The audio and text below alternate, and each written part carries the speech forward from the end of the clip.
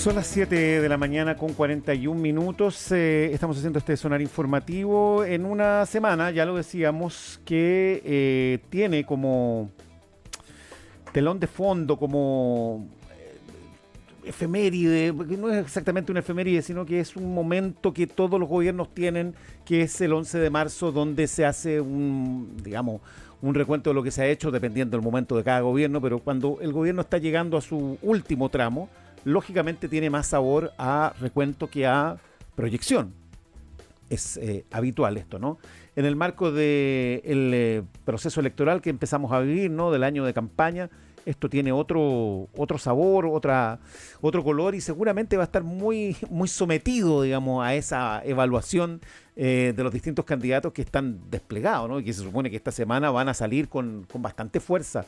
En el caso de los opositores, a pegarle muchísimo a lo que se considera este gobierno no ha hecho, o ha hecho mal, o ha prometido y no ha cumplido.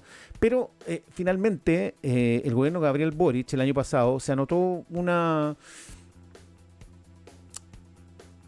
cuestión que es muy importante dentro de sus logros, y que muchos miraban con bastante desconfianza o con bastantes aprensiones respecto de si se iba a cumplir o no, y yo diría que la mayoría pensaba que no, que es la reforma de pensiones.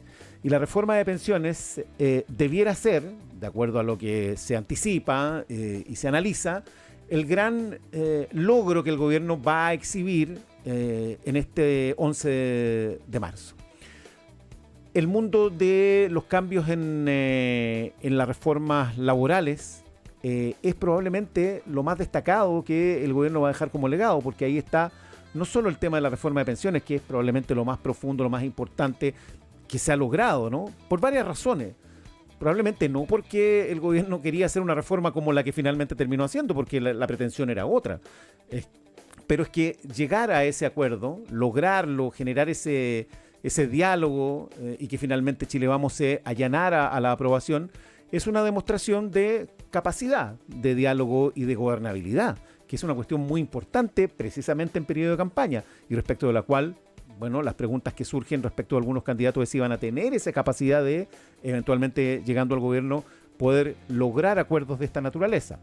Luego, porque es un cambio relevante, más que profundo para muchas personas, donde el aumento de la PGU o los cambios en la forma en que se va a cotizar, que es en el tiempo, por supuesto, que es progresiva, va a generar un cambio que hace mucho rato que no se veía como una posibilidad.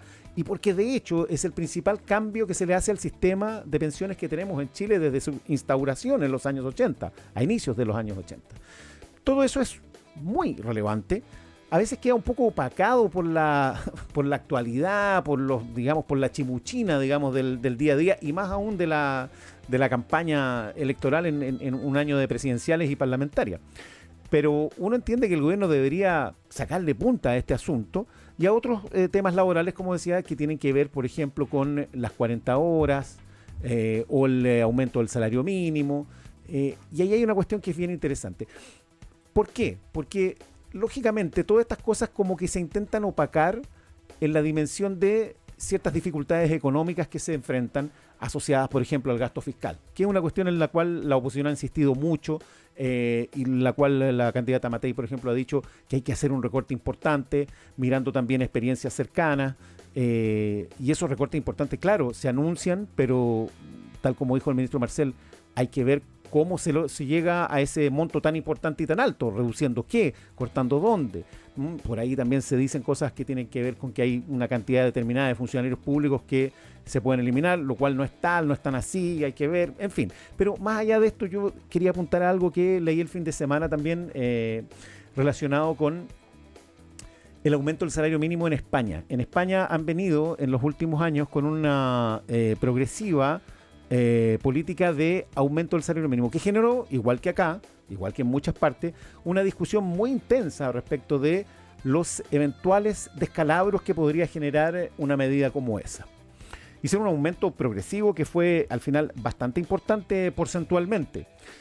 Y todos esos pronósticos que eran catastróficos respecto de las consecuencias económicas que podía tener el aumentar el salario mínimo han sido todo lo contrario, han sido finalmente bastante buenas para la economía española, bastante virtuosa, y todos esos pronósticos que se señalaban también en medio de un debate político intenso, como ustedes saben, ocurre en España con fuerzas políticas que de alguna manera aquí en Chile han ido, digamos, siendo reproducidas, ¿no? La derecha más extrema versus el PP, que representa el mundo más tradicional, que aquí podría ser el equivalente a Chile Vamos. No son exactamente iguales, pero tienen ciertas similitudes y desde acá se mira mucho España. Bueno, esa pelea y esa discusión se dio también en España a propósito del aumento del salario mínimo, que finalmente ha tenido consecuencias bastante positivas para la economía española, en una Europa que ustedes saben ha enfrentado dificultades bien importantes. Entonces, ahí hay cuestiones que uno dice el gobierno tendría que entender y lograr destacar por sobre algunas otras que probablemente están más en la deuda, ¿no? Más al debe. Y también está todo lo que tiene que ver con seguridad, donde, claro, si se miran los porcentajes de inversión simplemente inversión en seguridad respecto, por ejemplo, del gobierno anterior, son bastante favorables. Pero todo ese tipo de comunicaciones no son tan fáciles de hacer en un contexto como el que se vive actualmente, porque además hay mucho conflicto y mucha urgencia del momento que tiene que enfrentar el gobierno, y eso a veces impide que esto se pueda observar con toda esa nitidez. Pero uno entiende que este 11 de marzo debiera servir para aquello, y vamos a ver cómo lo despliega comunicacionalmente el gobierno y cómo lo hace también la oposición a través de las distintas candidaturas que ya están corriendo en busca de ese lugar en la moneda, porque seguramente va a haber mucho reproche a lo que el gobierno no ha hecho, ha dejado de hacer o no ha hecho adecuadamente bien. Son las 7:48. Seguimos haciendo el sonar informativo. Tenemos una comunicación. Vamos a hablar de entre otras cosas, la situación de la diputada Carol Cariola. Está en la línea ya a esta hora de la mañana la persona que ocupa en estos momentos la presidencia de la Cámara, momentáneamente por supuesto, pero que es parte de la mesa también, el diputado Eric Aedo, diputado de la Democracia Cristiana, presidente en funciones de la Cámara de Diputados. ¿Cómo está, Eric? Buenos días. Hola Pablo, ¿cómo estás? Muy buenos días, qué gusto saludarte. Buenos días. Erika Edo, la situación de la diputada Carol Cariola, ¿cómo se debiera resolver considerando que, bueno, ella está alejada de sus funciones por razones obvias, por su maternidad, su periodo culmina en abril, pero hay un ultimátum que han puesto la bancada de la UDI respecto de su permanencia a propósito de la situación por la cual es investigada? ¿Qué debiera ocurrir con el caso de Carol Cariola en su entender, usted como presidente en funciones de la Cámara? Pablo, mira, a ver, muy directamente es la respuesta a tu pregunta. Obviamente que dado el prenatal que tuvo Carol y ahora el postnatal, la mesa tiene la facultad, digamos, de ordenar su trabajo interno, que hay dos vicepresidentes, Gaspar Rivas y yo, y nosotros nos dimos una forma para enfrentar esta situación. Estoy hablando previo, ¿no es cierto?, a esta situación judicial, es decir, cuando sabíamos que estaba con su pre y postnatal. Y en ese marco lo que definimos es que a mí me tocaba asumir este rol de presidente en ejercicio, que es el nombre que tiene, digamos, comillas, esta subrogancia durante el periodo en que ella no esté presente, y que esa presidencia en ejercicio iba a durar hasta 15-16 de abril, que es la fecha en que nosotros presentamos nuestra renuncia. ¿Ok? O sea, lo primero que quiero aclarar es que como está funcionando hoy día la mesa, es una forma normal, natural, y que la propia mesa de la Cámara tiene la posibilidad de darse este orden. Así que no hay nada de eso extraño. Obviamente que cambia la situación, digamos, con esta investigación, ¿no es cierto?, a la que está hoy día sometida Carol Cariola. Pero desde el punto de vista del funcionamiento de la mesa, aquí no ha habido un cambio. Ahora, ¿qué creo que es lo que debiese suceder? Mi opinión. Esta mesa ha sido de una sola línea y en eso creo que nadie lo puede cuestionar. Nosotros hemos dicho en todos los casos en donde hay una investigación en curso, incluso con parlamentarios desaforados, incluso algunos de ellos dos hoy día en prisión preventiva, que las instituciones funcionen, aquí no hay defensas corporativas y dejemos que la justicia haga su trabajo. Y eso es nuestra conducta, esa ha sido nuestra conducta desde la semana pasada cuando, ¿no es cierto?, se hace público esta investigación. Y que las instituciones hagan su trabajo y que la justicia funcione con plena libertad, no es solo el trabajo de la Fiscalía, que hemos hecho eso, sino que también todo lo que significa una investigación judicial como la que está hoy día en curso y que también significa, ¿no es cierto?, la defensa, ¿no es cierto?, que una persona investigada va a llevar adelante, que es lo que está haciendo hoy día Carol Cariola. Mm. Si a mí me dicen hoy día que nos van a censurar Ujú. porque esta mesa ha cumplido a cabalidad la división de poderes, que las instituciones funcionen y que la justicia investigue con plena libertad, la verdad que me parece un contrasentido, para serte súper franco. Ahora, esa censura puede llegar en concreto el día de mañana, según ha anunciado el subjefe de la bancada, Henry Leal, de la UDI.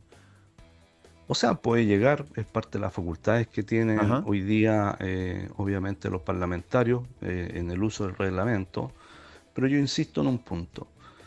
Se censura acciones de la mesa. Eso es lo que se censura. Ujú, claro. No, Ahora, no a una si persona a en mí me particular, dicen, claro. no una persona en particular, Sí. ahora si a mí me dicen, y yo lo digo esto con toda transparencia, que si esta mesa ha puesto alguna dificultad en las investigaciones judiciales, díganmelo, ¿ok? Pero creo que hemos tenido en esto una actitud tremendamente responsable. O sea, hemos hecho carne realmente esta división de poderes y que la justicia investigue con toda libertad. Si a mí me dicen que nosotros, la mesa, ha tenido una sola declaración poniendo alguna cortapisa o haciendo una defensa corporativa de un parlamentario o parlamentaria en particular, díganmelo. Si esta mesa metió bajo la alfombra, por ejemplo, una investigación que yo mismo ordené respecto de los parlamentarios de distintos partidos políticos que no han pagado el TAC, por ejemplo, si eso estuviese escondido, díganmelo, censúrenme, pero que me vayan a censurar por hacer lo correcto, a mí de verdad me parece un contrasentido. La censura tiene que ver, lógicamente, con la situación de la diputada Cariola y lo que se expresa desde el mundo opositor es que ella debiera dar un paso al costado, renunciar a la conducción de la mesa. Ella no estaba presente en la mesa por razones lógicas. ¿Usted cree que eso es posible de que ocurra? ¿Le parece que es plausible? O sea, es plausible, puede ser, insisto, está dentro de las facultades, pero también las facultades que tienen los parlamentarios hay que ocuparlos de manera correcta. Y por eso te digo, se censura el accionar de la mesa. Eso es lo que se censura, ese es el sentido de la censura. Una falta que haya cometido la mesa en el ejercicio de sus funciones. Y si a mí me dicen, insisto en este punto, porque creo que esto es lo que finalmente hay que poner en la discusión, más allá que si censuran o no, que si la mesa en esta situación lo que ha hecho es entorpecer una investigación, no dejar que la justicia haga su trabajo o realizar alguna defensa corporativa o esconder los problemas bajo la alfombra, obviamente que diría, tiene toda la razón, pero creo que ninguna de esas situaciones o condiciones hoy día se está produciendo o generando. Hoy día Carol Cariola obviamente tiene derecho a la defensa, ya ha puesto algunos puntos respecto de su defensa, pero insisto, esta censura es al accionar de la mesa y creo que en este sentido el accionar de la mesa, al menos en lo que significa la responsabilidad política de que no vamos a intervenir frente a una investigación judicial, creo que eso se ha cumplido a cabalidad. Diputado Aedo, usted mencionó el tema de las deudas del TAC de los parlamentarios, ¿no? Que suman hartos millones. ¿Qué debiera ocurrir con este caso? ¿Debiera haber sanciones? ¿Hay una investigación? ¿Cómo se resuelve este asunto? Bueno, hay una investigación ahora en curso que le pidió al secretario general de la Cámara que lleve adelante, porque obviamente hay algunas deudas que son muy altas y lo que tenemos que nosotros revisar es si en esas deudas, ¿no es cierto?, que existe en algún minuto, por ejemplo, se entregó alguna factura relacionada con el TAC a la Cámara. No sé si me explico con claridad, es decir, si en esas deudas, que obviamente no han sido pagadas, en algún minuto se entregó a la Cámara una de esas facturas y se, comillas, pagó esa factura que en los hechos nunca se pagó. Eso es lo que estamos investigando, créeme, con mucha acuciosidad, porque obviamente esta cuestión es compleja, es decir, hay gente que debe sobre 20 millones de pesos, 12 millones de pesos, digamos, cifras que son muy altas y que por lo menos la experiencia que tenemos varios de nosotros, yo imagino que tú y la gente que nos está escuchando, es que en general cuando uno pasa por estos tags, incluso te llega al WhatsApp, por lo menos en mi caso, ¿no es cierto? Si hay alguna deuda pendiente, es decir, o sea, no saber que uno debe 20 millones o esta magnitud de cifras, la verdad es que cuesta creerlo, ¿no? Ahora, digamos, ¿usted ha recibido algún tipo de explicación? Porque la verdad es que es bien difícil de entender cómo se acumula una deuda tan alta. Eh, lo mínimo es que los parlamentarios decidan pagarla, ¿no? Como paso inicial. Sí, hemos recibido algunas explicaciones iniciales, pero obviamente vamos a tener la investigación final que pidió el secretario general de la Cámara, que es Miguel ¿Pero qué Landero. explicación hay Pero para la hay deuda tan algunos, por alta ejemplo, que... ¿no? hay algunos que han explicado, pero te insisto, vamos a esperar Mm, la investigación final.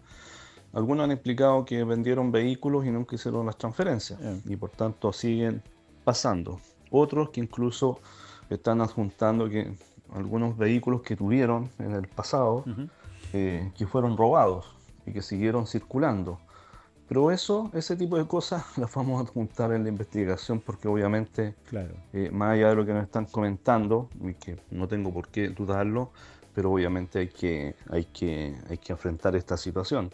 Porque si te robaron un vehículo, sufriste algún percance o te clonaron las patentes, también es un tema que, ¿no es cierto?, debiste haber dejado respaldado desde el punto de vista judicial. Probablemente eso está, pero cuando tengamos la investigación y los resultados de la investigación, obviamente también los vamos a dar a conocer. Mm. ¿Mm? Erika Edo, le quiero preguntar algo sobre su partido, la Democracia Cristiana. Dígame. Alberto Undurraga inscribió su precandidatura presidencial ante el Tribunal Supremo de la colectividad. Esto tiene que ser ratificado en la Junta del partido el próximo 15 de marzo. ¿Qué le parece a usted la opción de Undurraga como candidato para su partido? O sea, me parece positivo. Yo creo que los partidos políticos tengan una chance o presenten un nombre como alternativa presidencial. De verdad me parece positivo. Alberto es una persona que tiene harta experiencia, ha sido ministro, alcalde, hoy día parlamentario, y créeme que eso que antes se criticaba, la experiencia, ¿no es cierto?, hoy día ha vuelto a tener valor, por lo menos en la gestión pública y en el mundo político. ¿Qué creemos nosotros? Que hay que dar opciones a la ciudadanía. No está perdida y está en pleno, digamos, proceso esta elección presidencial, y la Democracia Cristiana tiene que tener un nombre que ojalá participe de una primaria. Nosotros creemos que debiesen haber al menos dos primarias en el mundo de la centroizquierda y la izquierda para dar justamente alguna alternativa a la ciudadanía. ¿Y por qué digo dos primarias? Porque no es solo una cuestión antojadiza, sino que si tenemos solo una primaria y finalmente esa primaria la gana, por ejemplo, alguien de la izquierda, Frente Amplio, el PC, pongámonos en ese escenario, que no es un escenario, digamos, irreal, es muy difícil que el voto moderado esté en una primera vuelta apoyando a alguien muy a la izquierda. Creo que en ese caso lo que tendríamos que mucha gente que vota de manera moderada por la Democracia Cristiana u otros partidos moderados de centro acompañe una candidatura presidencial y también una lista parlamentaria si estás al mismo tiempo apoyando a alguien a la izquierda en la presidencial en la primera vuelta. Creo que eso simplemente, como dijo Alberto, es mostrarle a la ciudadanía que la única moderada pudiese ser, no ser Matei desde la UDI. Entonces yo creo que en esto ¿Carolina Toa hay no le que parece una ser, candidata moderada?